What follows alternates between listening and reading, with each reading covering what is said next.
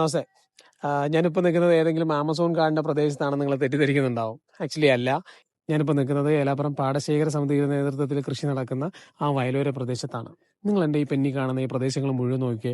ഒന്നാമത് നെൽകർഷകരൊക്കെ വളരെയധികം ബുദ്ധിമുട്ടുന്ന സമയമാണ്. ആ ബുദ്ധിമുട്ടുകളെ അതിജീവിച്ചുകൊണ്ടും അവരൊക്കെ നെൽകൃഷി ചെയ്യാൻ തയ്യാറായി നിൽക്കുന്ന അനേകം കർഷകരുള്ള ഒരു പ്രദേശമാണത്.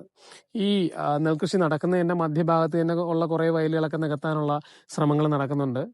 അതറിയില്ല അതിൻ്റെയൊക്കെ സ്റ്റാറ്റസ് എന്താണെന്നുള്ളത് അന്വേഷിക്കേണ്ടിയിരിക്കുന്നു. പക്ഷെ അതിനേക്കാളും ഒക്കെ പ്രധാനപ്പെട്ട ഒരു കാര്യം, പഞ്ചായത്തിന്റെ തന്നെ മുഖമായിട്ട് മാറേണ്ട ഒരു പദ്ധതിയോട് പഞ്ചായത്ത് അധികാരികൾ കാണിക്കുന്ന ഒരു വിമുഖതയാണ്. അവരോട് എന്തിനിങ്ങനെ മുഖം തിരിക്കുന്നു എന്നുള്ളതാണ്. അതായത് മഴക്കാലപൂർവ്വ ശുചീകരണ പ്രവർത്തനത്തിന്റെ ഭാഗമായിട്ട് ഈ തോടുകളൊന്നും ക്ലീൻ ചെയ്തിട്ടില്ല. അതൊരു പ്രധാന വീഴ്ച തന്നെയാണ്. ഇവർക്ക് ഈ കർഷകർക്ക് ഈ അരുവും തോടുകൾ വളരെയധികം പ്രധാനപ്പെട്ട സംഭവമാണ്. ആ അരുവും തോടുകൾ കഴിഞ്ഞ ദിവസം JCB വന്നിട്ട് ഇവിടെ തോട് വൃത്തിയാക്കാൻ വേണ്ടിയിട്ട് വന്നിട്ട് അവർ ആ വേസ്റ്റ് മുഴുവനും ഈ തോടിന്റെ മുകളിലേക്ക് കയറ്റി വെച്ചു. എങ്ങനെ ഈ തോടിനകത്ത് വെള്ളം വരാണ്ട് ഈ കർഷകർ അവിടത്തേക്ക് ഈ തേവലും മറ്റു കാര്യങ്ങളൊക്കെ ചെയ്യും? അപ്പൊ അതായത് യാതൊരുവിധ തരത്തിലുള്ള സപ്പോർട്ടും ഈ കർഷകർക്ക് ഈ ബന്ധപ്പെട്ട അധികാരികളുടെ ഭാഗത്തു നിന്ന് ഉണ്ടാവുന്നില്ല. എന്തുകൊണ്ടാണ് അവരിങ്ങനെ മുഖം തിരിക്കുന്നതെന്ന് ഇവിടെയുള്ള കർഷകരുടെ അടുത്ത് നിന്ന് തന്നെ കേൾക്കാം.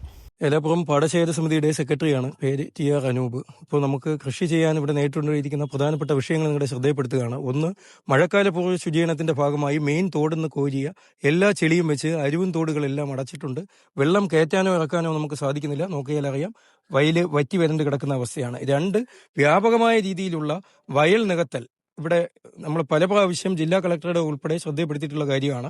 ഈ വയൽ മധ്യഭാഗങ്ങളിൽ, വയലിന്റെ കറക്റ്റ് മധ്യഭാഗങ്ങളായി നികത്തുന്നത് നിമിത്തം ബാക്കിയുള്ള വയലുകളും തരിച്ചിടുകയും കൃഷി പൂർണ്ണമായും നശിക്കുകയും ചെയ്യുന്ന അവസ്ഥയാണ്. നിരവധി പ്രാവശ്യം പഞ്ചായത്തിലും ബന്ധപ്പെട്ട അതോറിറ്റികളിലും നമ്മൾ പരാതി കൊടുത്തെങ്കിലും ഇതുവരെ ഏതൊരു നടപടിയും ഉണ്ടായില്ല. ഇത്തവണ കൃഷി ചെയ്യുമ്പോൾ ഭീമമായ നഷ്ടം, ലക്ഷക്കണക്കിന് രൂപയുടെ നഷ്ടമാണ് കർഷകർക്ക് വെള്ളമില്ലാത്തത് കൊണ്ടും അരുവും തോടില്ലാത്തത് കൊണ്ടും തോട് വൃത്തിയാക്കാത്തത് നിമിത്തവും വരാൻ പോകുന്നത്.